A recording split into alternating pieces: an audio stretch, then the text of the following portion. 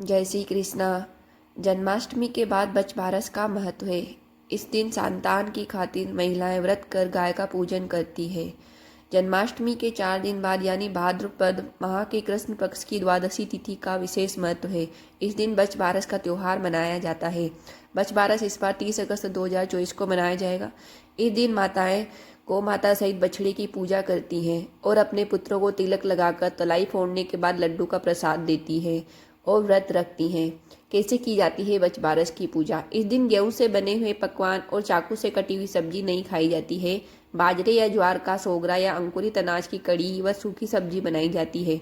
महिलाओं द्वारा सुबह गौ माता की विधिवत पूजा अर्चना करने के बाद घरों में सामूहिक रूप से बनी मिट्टी या गोबर से बनी तलैयों को अच्छी तरह सजाकर उसमें कच्चा दूध भरकर और पानी भरकर उसमें कुमकुम मोली दीप प्रज्वलित करके पूजा करती हैं और बछबारस की कहानी सुनी जाती है।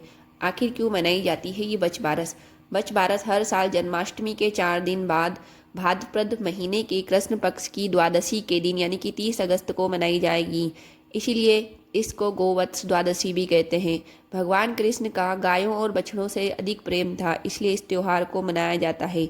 ऐसा कहा जाता है कि बछबारस के दिन गाय और बछड़ों की पूजा करने से भगवान कृष्ण सहित गाय में निवास करने वाले सैकड़ों देवी देवताओं का हमें आशीर्वाद मिलता है, जिससे घर में खुशहाली और संपन्नता आती है।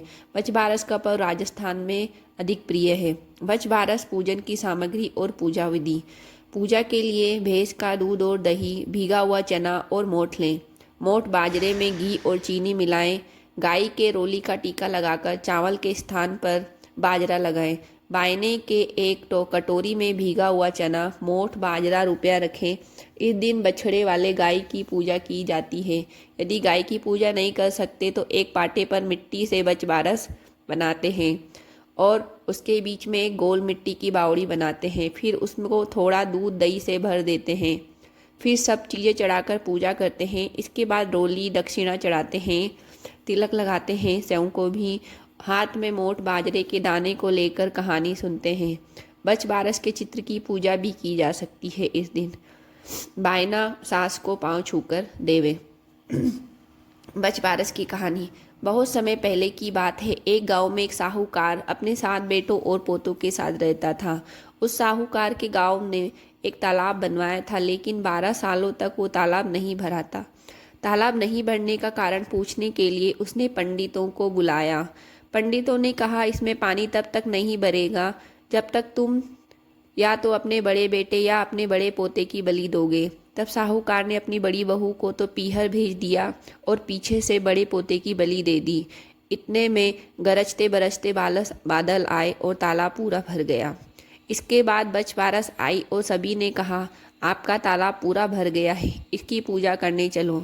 साहूकार अपने परिवार के साथ तालाब की पूजा करने गया। वहाँ दासी से बोल गया कि गेहुला को पका लेना। गेहुला से तात्पर्य गेहूं के धान से है, पर दासी समझ नहीं पाई। दरअसल गेहुला गाय के बछड़े का नाम था। उसने गेहुला को ही पका लिया। बड़े बेटे की पत्नी भी पीहर से तालाब पूजने आ गई थी। तालाब पूजने के बाद वह अपने बच्चों से प्यार करने लगी। तभी उसने अपने बड़े बेटे के बारे में पूछा। तभी तालाब में से मिट्टी से लिपटा हुआ उसका बड़ा बेटा निकला और बोला, माँ मुझे भी तो प्यार करो। तब सास बहू एक दूसरे को देखने लगी। सास ने बहू को बलि देने वाली सारी बात बता दी। फिर सास ने कहा, बछबारस माता ने हमारी लाज रख ली और हमारा बच्चा हमें वापस दे दिया। तालाब की पूजा करने के बाद जब वापस घर लौटे तो उन्होंने देखा कि बछड़ा नहीं था। साहूकार ने दासी से पूछा कि बछड़ा कहाँ है? तो दासी ने कहा, आपने ही तो कहा था उसे पकाने के लिए। तो साहूकार ने कहा कि अभी तो एक पाप उतरा नहीं, तुमने दूसरा पाप कर दिया। साहूकार ने पका हुआ बछड़ा मिट्टी में दबा दिया। शाम को गाय लौटी तो उसने अपने बछड़े को ढूंढने लगी और फिर मिट्टी खोदने लगी। तभी मिट्टी में से बछड़ा निकल गया। साहूकार को पता चला तो वह भी बछड़े को देखने गया। उसने देखा कि बछड़ा गाय का दूध पीने में व्यस्त था। तब साहूकार ने पूरे गांव में यह बात फैलाई कि हर बेटे की मां को बछबारस का व्रत करना चाहिए और तालाब की पूजा करनी चाहिए। हे बछबारस माता, जैसे साहूकार के बेटे को दिया वैसे ही हमें भी देना। कहानी कहते सुनते ही सबकी मनोकामना पूर्ण करना। इसके बाद कहानी गणेश जी की कहानी भी सुने।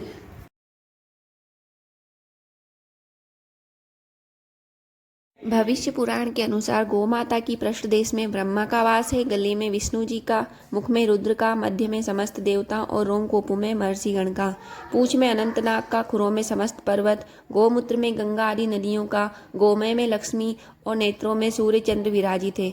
इसीलिए बस बारस या गोवश द्वादशी के दिन महिलाएं अपनी संतान की सलामती, लंबी उम्र और परिवार की खुशहाली के लिए पर्व मनाती है। इस दिन घरों में विशेषकर बाजरे की रोटी, जिसे सोगरा भी कहा जाता है, और अंकुरित अनाज की सब्जी बनाई जाती है। इस दिन गाय का दूध की जगह भैंस या बकरी का दूध का भी उपयोग किया जाता है। जय हो गौ माता की। यदि आपको कहानी पसंद आई है तो चैनल को लाइक एंड सब्सक्राइब करें और इसे अपने दोस्तों के साथ शेयर करें।